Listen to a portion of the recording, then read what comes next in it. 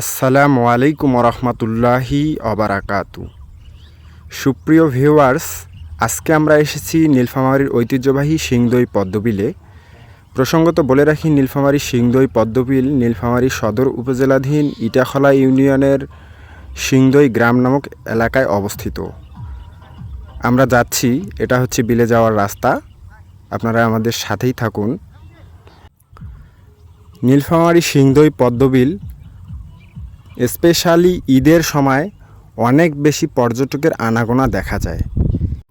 এর কারণ হচ্ছে নীলফামারী সিংদই পদ্মবিলের মনোমুগ্ধকর দৃশ্য পর্যটকদের হৃদয় ছুঁয়ে যায়, পর্যটকদের অনেক বেশি মুগ্ধ করে।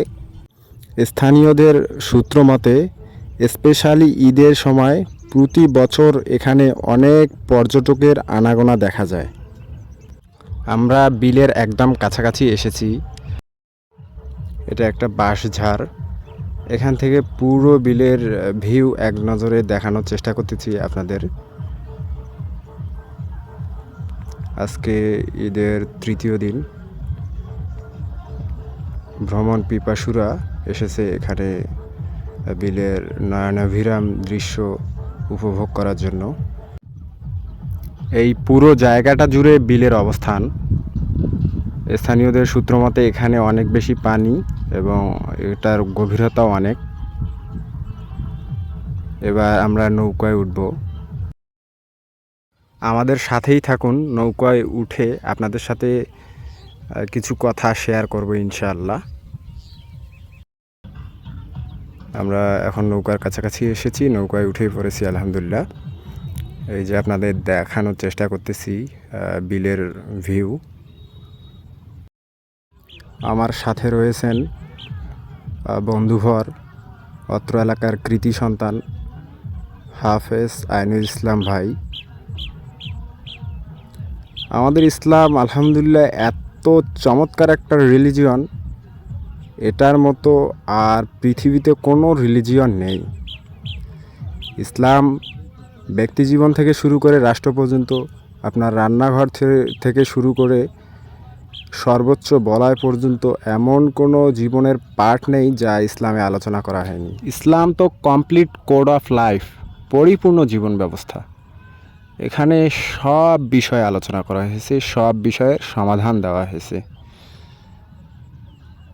আলহামদুলিল্লাহ, আমরা আজকে যেহেতু ভ্রমণে বেরিয়েছি, ভ্রমণ সম্পর্কে কোরআন হাদিস কি বলা হয়েছে একটু জানার চেষ্টা করব। ভ্রমণ একটি আনন্দদায়ক ইবাদা। এটা আপনাকে আনন্দ দেবে, পাশাপাশি আপনার সওয়াবেরও একটা বিষয় রয়েছে। আমাদের ইসলামে ভ্রমণের গুরুত্ব অপরিসীম। কোরআনুল কারিমে 13বারেরও বেশি ভ্রমণের নির্দেশনা দেওয়া হয়েছে। মহান আল্লাহ রব্বুল আলামিন বলেন সূরা হজের 46 নম্বর আয়াত, তারা কি পৃথিবীর বুকে ভ্রমণ করেনি, যার ফলে তারা উপলব্ধিকারী হৃদয় ও শ্রবণকারী কানের অধিকারী হতো। ভ্রমণ একটি আনন্দদায়ক ইবাদত। এছাড়াও অন্য আয়াতে সূরা আনকাবুতের 20 নম্বর আয়াতে আল্লাহ তাআলা বলেন, পৃথিবীর বুকে ভ্রমণ করো এবং দেখো তিনি কিভাবে সৃষ্টির সূচনা করেছেন, অতঃপর আল্লাহ এসবকে আবার জীবন দান করবেন। অবশ্যই আল্লাহ সব জিনিসের ওপর শক্তিশালী। কোরআনের দুটো আয়াত থেকে স্বাভাবিকভাবেই ভ্রমণের গুরুত্ব কত ইসলামে আপনি উপলব্ধি করেছেন আশা করছি। এজন্য পরিবার পরিজন, স্ত্রী সন্তান সময় পেলেই তাদেরকে নিয়ে এরকম নয়নাভিরাম দৃশ্য দেখানোর জন্য নিয়ে আসুন, তাদেরকে ঘুরতে নিয়ে যান। এটা একটি আনন্দদায়ক এবং সওয়াবেরও বিষয় ইসলামের দৃষ্টিকোণ থেকে।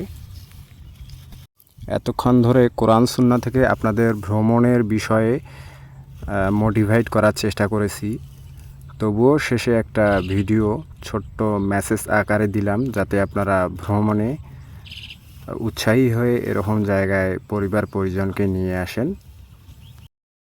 আসসালামু আলাইকুম রহমতুল্লাহ।